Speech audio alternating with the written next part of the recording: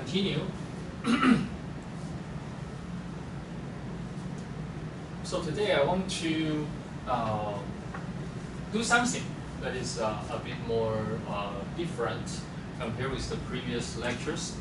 So today I want to put everything together, including from synchrosqueezing, SAM, models, and so on, and try to somehow study one problem. And this is the paper about the topic we will talk about today. So we will kind of reconsider the photoplethysmogram signal quality, which actually we have very, very briefly discussed before. So let's have a quick recall of what photoplethysmogram is, or PPG. I mean, this is a sensor that has been widely used in many mobile devices. For example, in your iWatch, that is something essential sensor in your iWatch. Sometimes people have considered to put it in your earbud so that they can record your signal, or some ring, or you have some tip track. This is a fingertip, put in your fingertip. And the mechanism of photoplethysmography is actually very simple. What you have is you have a light emission diode, and you have this photodiode will emit bright light, and the bright light will go through your skin, go through your tissue, and go into your microcirculation, and your hemoglobin inside, it will absorb the light. You will absorb some spectrum of the light according to the cardiac phase. For example, during the systolic phase and during diastolic phase, because of the oxygenization level difference inside the hemoglobin, different light spectrum will be absorbed and reflected. And the photo detector will collect the reflected light, and you will get the signal that reflects a lot of useful physiological dynamics. And that is the common signal you may see from the recorded, from the sensor. In the top, you can see there's a cycle, 1 cycle, 2 cycles, 3rd cycle, and so on. There are some small ear, and that is the cardiac component of the PPG signal. And in the bottom signal, you see there's some kind of oscillation. And the fast one is the cardiac component. You also have the slow frequency component that is about respiration. So you can get at least cardiac component or respiratory component. And the PPG signal, the most common application is to get the oxygen level, but that is not the focus today. There will be several other applications like get venous oxygenization and several other things. And the target today, or the targeting question is, what do you mean by high quality? So this is the signal. If you keep it in mind, that is so-called high quality. You can see it's a very beautiful oscillation, so you can get a lot of cardiac information out of it. That is what we call high quality. And the question we try to ask and answer today is, suppose I give you these two channels, these two signals, these two segments of signals, PPG signals, which one has a better signal quality? Which one has a better signal quality? That will be the question. If you say, hey, this is so-called high quality, what is the pattern you can see from it? You see, okay, it is kind of regular, right? Quite regular. So maybe regularity is the idea of high quality. Then you may say, hey, this one is of high quality. And actually it turns out by experts, 3 experts, they all agree upon that this one has a higher quality. This one doesn't have any artifacts. But this one, you can see it's not very regular. It's not very regular. You can see sometimes it's big, small, and many crazy patterns. So they say, oh, this is of lower quality, or it has artifacts. There is no artifact here. But is it really true? Or how much should we trust this kind of behavior? Or say, this which one has a higher, better quality? What should we do? Okay, so a very quick review is adaptive harmonic model. And I will not go through details again because that we have discussed in the previous lecture. But the basic idea is we try to capture the time-varying amplitude and time-varying frequency, trend, and the noise using this random process, which is composed of amplitude modulation, phase function, or intrinsic mode-type function, or trend, and the noise. And the mission is, I give you one realization of this random process, one realization, and could you please decompose the signal into each component? Will it be possible? And the amplitude modulation or phase can also be modified or can be modeled by other random processes and so on. So can we estimate all the properties of those random processes and so on from one realization of the signal? That will be the mission. That will be the mission. Okay, and I will skip it. But if you have interest, you may want to go to this this lecture session about adaptive harmonic model. We will count on it. But we also discussed that adaptive harmonic model may not be the right model for many biomedical signals. Why not? Because many biomedical signals, they do not oscillate sinusoidally. For example, this is the very commonly ECG signal, and you see that the oscillation is obviously not sinusoidal. It's not sinusoidal. It is composed of many, many sinusoidal functions, you see, if you think about it from the Fourier series perspective. Okay, and what we considered before was something called adaptive nonharmonic model. That is, you just replace the cosine function by a one periodic function, and this is how the signal looks like, from cosine to non-cosine function. And we have, by Fourier series, having the harmonics and the fundamental component and so on. But in practice, the wave-shape function, the notion of adaptive nonharmonic model, or the wave-shape function actually have to depend on time. It is not fixed. It's not fixed. You can see that there will be some kind of ear here, but the ear disappears afterward. So if you only use one wave-shape function, then it is very difficult to capture this small ear. And so we need something more general, and how to quantify it.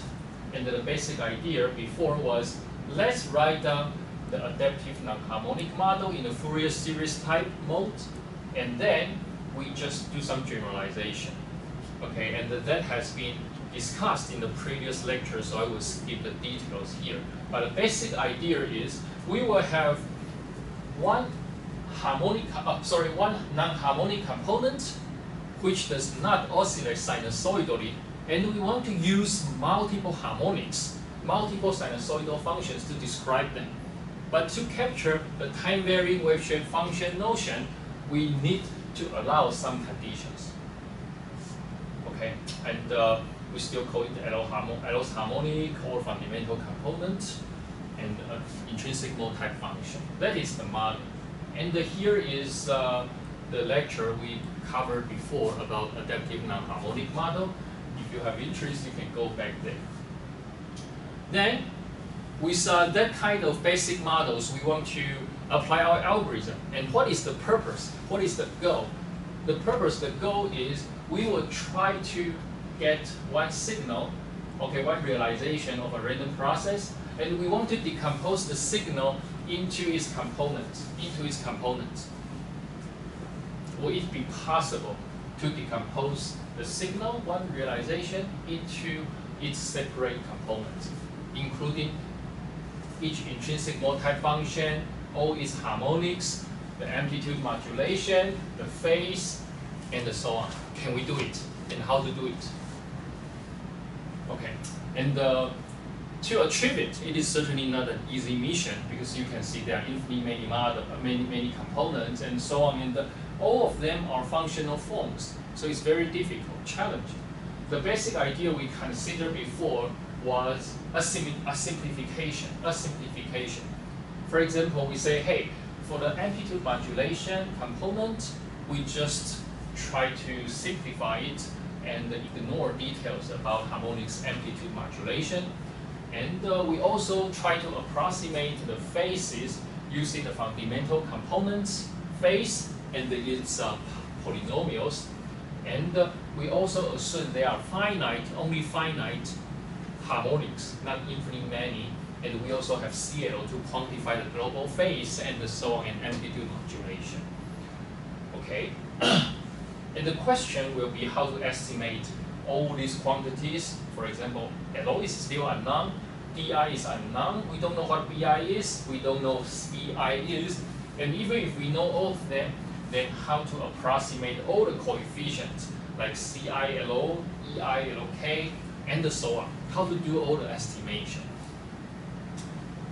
And the answer to it is, first, for LO, the number of intrinsic mode-type function, it is very challenging to estimate even nowadays. So we assume the knowledge. We assume we know what capital LO is. Second, we can apply synchrosqueezing transform to estimate BI and the phi I1. That is to estimate the amplitude modulation function and the phase of the fundamental component. And I will refer you who have interest to this lecture about synchrosqueezing and in particular decomposition algorithm there. Once you get it, once you get all this information, very good, then we can try to estimate all the coefficients just by running some LO2 minimization. And this LO2 minimization is nonlinear. It's nonlinear in nature. Why?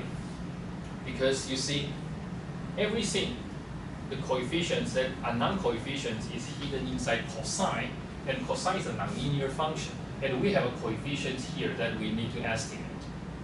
So this is a nonlinear regression problem. But you can solve it by just running some minimization algorithms. And there will be some small details that we skipped. For example, D-shape synchrosqueezing. And you can also go to the previous lecture to see what D-shape synchrosqueezing is that can help us to get more accurate phase, amplitude, and so on. Okay, and that is the lecture about the same algorithm which you can go back. And finally, we need to estimate DI. What is DI? And the answer is very simple. We just do a further simplification. We assume that there is only one Way-shape function. We assume there is only one Way-shape function. And if there is only one Way-shape function, then you have Fourier series. You can simplify the decomposition. And from this decomposition, because you know phi I, and you have AI, amplitude modulation, so you can plug in everything to just run a linear regression. This is actually a linear regression. And you can apply the model selection algorithm to detect what DI should be, to estimate what DI should be. Okay, so once you have everything, you can just plug in everything to the same algorithm to get the decomposition, the desired decomposition. Okay, so that is a very quick summary of several lectures we have covered so far. And now we put everything together.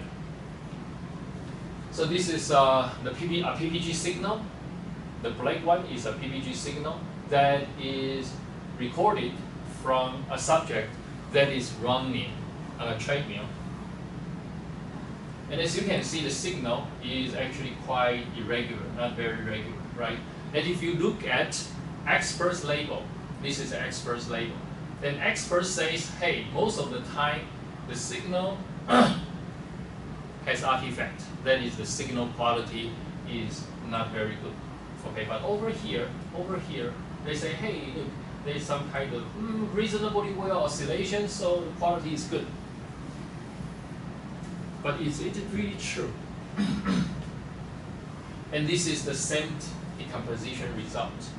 What you get is, first, this is the first component.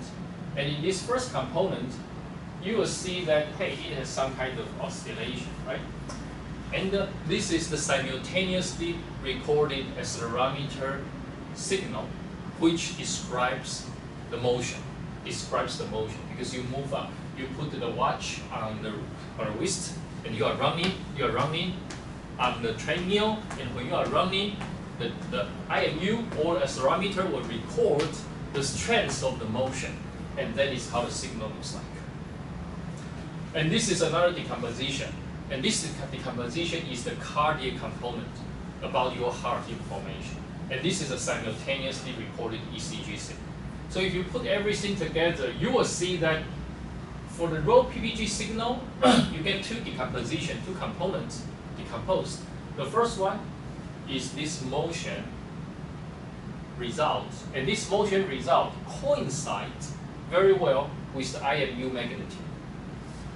The second component is the cardiac component, which coincides very well with the electrocardiogram signal that is simultaneously recorded. And this is the residual. This is the residual signal. That is, you subtract the raw signal from component 1 and from component 2. And this is the residual. So you can see that in a cardiac component, if you just focus on the cardiac component, it actually looks quite regular, isn't it? It is quite regular and very much like what we saw before about the high quality PPG signal. But it is contaminated by motion reason because the subject was contaminated by the running motion. So that you get something looks very well, hard to say good or bad, but if you decompose them and take a look, you will see, hey, actually the cardiac component is quite well. It's quite well. It's quite well. And if you pay attention to the time frequency representation of the signal, then you may see something actually quite interesting. So what you see here is, this is the red dot, this red dot curve. This is the true heart rate signal, true heart rate from the simultaneously recorded ECG signal. And the blue dash curve is actually the estimated heart rate for the time frequency representation. Okay, and you see, okay, there is a kind of reasonably well dominant curve here. But what else do you see? You also see that there is a component about 2.5 Hertz, and there's a component at about 4 Hertz. And this 4 Hertz component go, and suddenly split. And you just see some bubbles, and then they just totally get separated. And then you also see a component at 5 Hertz. This might have quite what? Hold on a second. Don't know what's going on. That's annoying. Okay. But if you just pay attention to this time frequency analysis, time frequency representation, then you may say, hey, this is cardiac component. The frequency is 2 Hertz, but subject was running at very, very high frequency, about 2.5 Hertz.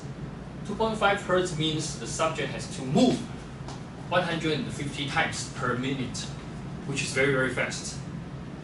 Okay, but if you take this frequency for granted as the motion reason, then what is 4 Hertz? You don't know what 4 Hertz is. But you can see this seems to be the second harmonic. Okay, this seems to be a second harmonic, 5. This 5 Hertz component is second harmonic of the motion reason. If you view this as the fundamental component of the motion reason. And then what is this guy? This 4 Hertz then seems to be the second harmonic of the cardiac component, which seems reasonable. But then why do you get these bubbles? Why do you get these bubbles or 2 components? It seems difficult to do the interpretation and you don't know what's going on. Okay, and then we say, how about if we remove the cardiac component first? Okay, you apply SAMP to remove the cardiac component, and you get a remaining signal, and you run time frequency representation. And what do you get? You get 2.7 roughly, and 3.9, 5.2, and so on. But there is one component, maybe but very weak and hard to say if there's anything here. And also, this 4 Hz component suddenly don't have this bubble pattern or 2 components. So if you just take a look at all the information and dig into it, you will see actually the interesting part is in the IMU signal, or the motion reason component in the motion reason component inside the PPG signal, it actually doesn't have a fundamental component. It runs at frequency roughly 1.4 Hz, but it doesn't have the fundamental component. It only has second harmonic, third harmonic, and the fourth harmonic, and so on. And how can we be so sure about this? Oh, because we have the simultaneously recorded IMU signal, so we can just plot its axis, x-axis, y-axis, z-axis motion. And it turns out to be the fact that because when you are running, the magnitude will only record the strength, and when you move forward or move backward, actually the strengths are the same. So you cannot identify if you are running forward or backward, That is why the fundamental component is kind of not easy to be seen. Okay, but it does contain that information. So you get 2, 3, and 4. And then the fundamental component is actually 1.2. If you only look at the x-axis or y-axis or z-axis, you can easily see a fundamental component. Okay, so this is the interesting time frequency representation of signal. If you pay attention, you can see it. And this is another example. And this example is actually the one that the experts say, oh, the signal quality is actually very good. And in this case, yes, their answer should be correct. Because if you pay attention to the decomposed cardiac component, yeah, the cardiac component actually is quite nice. And it coincides with the ECG signal very well. Okay, but if you pay attention, in this case, the motion reason actually oscillates at a frequency very close to the the cardiac component, so that they have some kind of thinning coupling behavior, but not really coupling. Okay, but in this case, just because of that kind of thinning coupling behavior, you see, the oscillation is very nice, quite regular. Okay, and this is the time frequency representation, just like we discussed before. And in this case, what's different is, okay, the fundamental component of the motion region actually is visible. You can see it very clearly. So you can easily identify which one is which. Okay, so the main question is, what is signal quality? In the end of the day, it depends on the scientific purposes. For example, what we discussed so far was, we want to study the cardiac component. In particular, we want to see the morphology. So in this case, the so-called high quality or low quality should depend on the decomposition result. But in some cases, maybe you want to study the motion reason inside the PPG signal. Then cardiac component itself may not be so important. You care about the motion reason. Sometimes you may want to study respiratory signal. Then cardiac component may not be so important. And most of the time, people care about oxygen level of the PPG signal. Then cardiac component itself may not be so important as well. Then in that case, they only care about AC magnitude and the DC magnitude, and the rate and the infrared, and the ratio, and so on. Okay, so there are several combinations. In the end, all of them depend on what you need.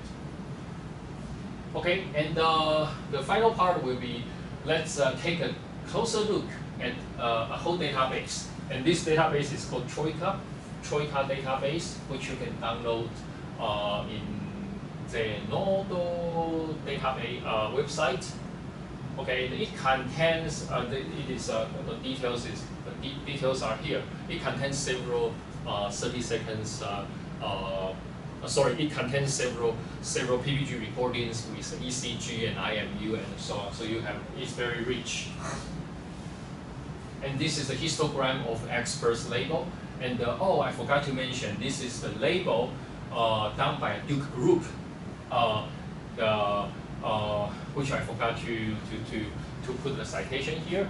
But the labels are done by a Duke group, which you can find in the paper I showed you in the very beginning. Okay, and we just plot the histogram of experts label, and now we focus on all the labels with signal quality or the ratio of no artifacts greater than 0.7. And this is the segment that experts will say, oh, this is of high quality. That is high quality, or without too much artifacts. And what we want to do is, okay, if the segments do not have artifacts, then ideally, technically, in practice, we may trust that segment and just use those segments to do further analysis. For example, we want to get heart rate, instantaneous heart rate, and so on. Then let's see what we will get if we do not pay attention to this signal quality issue. Okay, look, we focus on high quality segments, and there are in total 35 segments, and each segment has 30 seconds long. Okay, then let's focus on those so-called high quality segments determined by experts and see what we get. The interesting thing is, even if we focus on the simplest mission, that is heart rate, we want to study just heart rate, mean heart rate. Okay, if you just take the PPG signal, okay, and then use the traditional peak detection algorithm to determine the heart rate, then that is the mean, 2.65 hertz. Okay, but if you use the simultaneously recorded ECG signal, then that's what you get. It is actually 2.45. And if you do the decomposition first, that is, you remove the motion artifact first and get the cardiac component, then that is the mean heart rate you get. Okay, and you can also study the instantaneous heart rate. You use the cardiac component, instantaneous heart rate, and subtract it by the ECG instantaneous heart rate, then the error is quite small. This is a normalized room square error. But if you use the PPG signal to determine the instantaneous heart rate and compare it with the ECG instantaneous heart rate, then you see the normalized room square error is quite large. You can see statistically significant difference if you do not pay attention to what signal quality means and just use the experts labels to proceed with the analysis. You can see something very different. Okay, then we can see some more examples, and this example is an interesting one, but I may want to show you the signal first. So this is the signal. So this is the case that experts say, oh, there is no artifact. There are, or just only a bit artifact.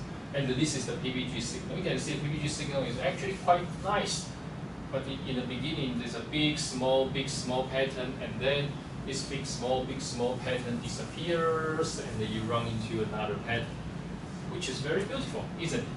And if you do the decomposition, run the decomposition, you will see that the first part of the decomposition actually is quite, well, hard to say if it is good or not.